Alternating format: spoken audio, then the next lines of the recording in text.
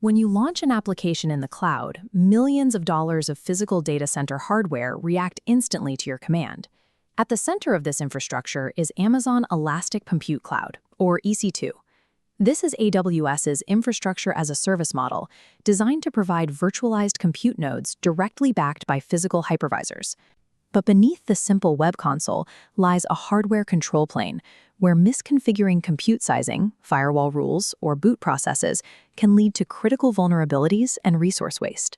This diagram illustrates the configuration components converging on a single EC2 virtual machine. To deploy this instance, you must explicitly define several parameters. First, you must allocate specific amounts of system memory and processing power by selecting a strict hardware profile. Next, your sizing choice dictates the virtual network card speed, and you must map distinct firewall rules directly to that network interface to control traffic flow. Finally, you determine the underlying storage architecture and provide automated bootstrap instructions to finalize the initial state of the operating system. An EC2 instance is a precise mathematical alignment of discrete configuration choices. Every variable you select dictates the exact performance threshold and security perimeter of that machine. Sizing a virtual machine begins with defining the operating system and the base storage architecture. AWS supports Linux and Windows Server environments running on customized virtualization layers. Alternatively, you can run macOS instances directly on bare metal Apple hardware. For storage, you must route your data to either network-attached block storage topologies, like Elastic Block Store and Elastic File System, or deploy it onto physical, hardware-based disks attached directly to the host, known as the EC2 Instance Store. This flowchart maps the launch sequence of an EC2 instance, highlighting a specific automation mechanism known as EC2 user data. This is a configuration payload used to initialize the system state automatically upon first boot, without manual intervention. Under the hood, this user data script executes automatically during the launch phase, with root administrative privileges. This access level allows the instance to autonomously pull software packages, download files from the internet, install critical updates, and configure local service daemons. However, you must design for two critical constraints. First, the script runs exactly once in the entire lifecycle of the instance. Stopping and restarting the server bypasses the payload. If you require operations to run on every single system boot, those tasks must be integrated directly into OS-level initialization services, like the systemd daemon. The second constraint involves execution behavior. The payload must not contain any interactive prompt requests or long-running blocking commands. Because this script runs automatically during the system boot sequence, an interactive prompt waiting for user input will cause the boot sequence to hang indefinitely, rendering the host inaccessible.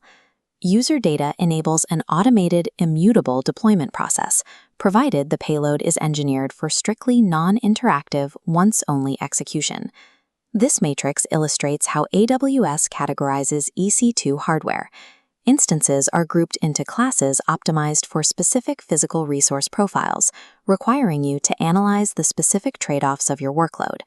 The general purpose class provides an equal balance of compute, memory, and networking resources. It easily handles workloads with moderate, consistent demand, such as standard web servers and code repositories. For CPU-intensive tasks, the compute-optimized class delivers a high ratio of vCPU to RAM. This architecture is necessary for heavy batch processing, media transcoding, and machine learning inference.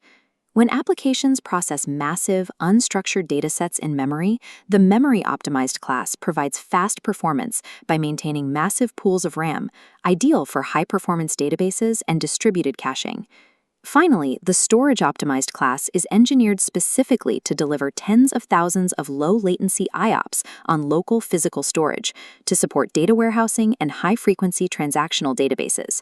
This technical table breaks down the exact hardware specifications of 5 specific production instances side by side. Selecting the right class requires evaluating exact numeric limits. The general-purpose T2.micro provides 1 vCPU and 1 GB of RAM. It relies exclusively on EBS network storage and offers low to moderate networking performance. Scaling up, the general-purpose T2.XL Large offers 4 vCPUs and 16 GB of RAM, achieving moderate network throughput to handle increased transaction volume.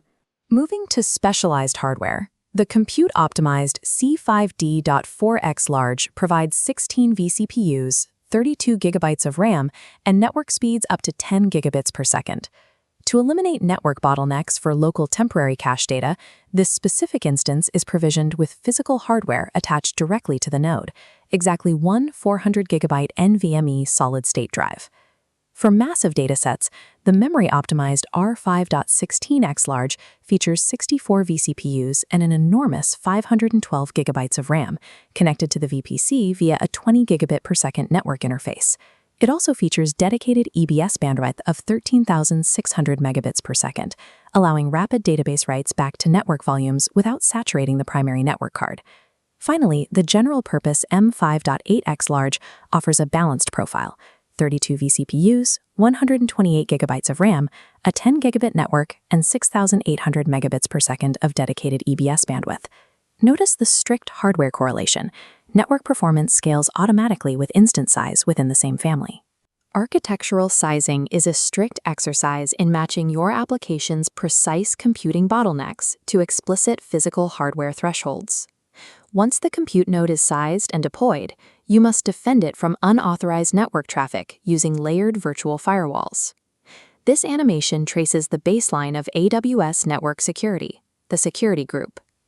A security group acts as an external virtual firewall, operating exactly at the instance's elastic network interface. Unauthorized traffic is dropped immediately at the hypervisor layer, resulting in a connection timeout.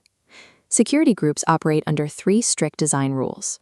First, they only support allow rules. It is physically impossible to write a deny rule to explicitly block an IP address inside a security group. Second, security group rules can reference traffic sources by IP range or by referencing another security group.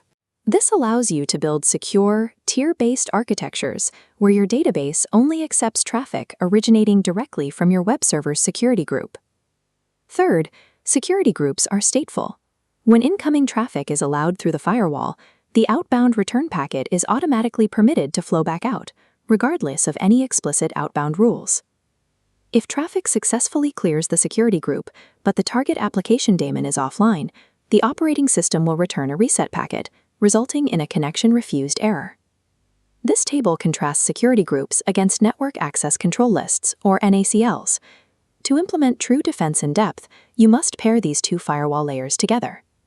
First, look at their operational boundaries. While a security group isolates an individual elastic network interface, a network ACL operates globally at the subnet boundary, protecting every instance launched inside that subnet simultaneously. Second, while security groups only permit allow rules, NACLs support both allow and deny rules. This makes the network ACL your primary tool for executing global IP address blocks before malicious traffic ever reaches your instances. Third, NACLs use a different logic engine. They are stateless. If you allow inbound traffic through a NACL, you must configure an explicit outbound rule to permit the response packets to leave the network, or the connection will fail. Finally, NACLs process their rules in strict sequential number order. The firewall evaluates the match against the lowest rule number first, executes that action, and ignores all subsequent instructions. To monitor exactly where packets are dropping across this dual-layer architecture, you can enable VPC flow logs. This service captures IP telemetry data and routes it to Amazon S3 or CloudWatch for immediate debugging. Building a secure perimeter requires stacking these stateful, node-level permissions securely inside a broader framework of stateless, subnet-level blocks. Operating a virtualized environment requires aligning hardware classes with workload demands, executing reliable boot scripts, and layering firewall logic across distinct boundaries. But a correctly sized and heavily defended EC2 instance is of limited utility if it cannot reliably persist its data. High-performance compute engines require equally robust network-attached virtual disks to handle transaction throughput and file storage. In our next analysis, we will deconstruct Amazon Elastic Block Store network drives, investigate dynamic volume snapshots, and examine the exact IOPS specifications across the 6 distinct volume types. A balanced architecture relies on matching the compute node's processing and networking capabilities with the specific performance characteristics of its storage.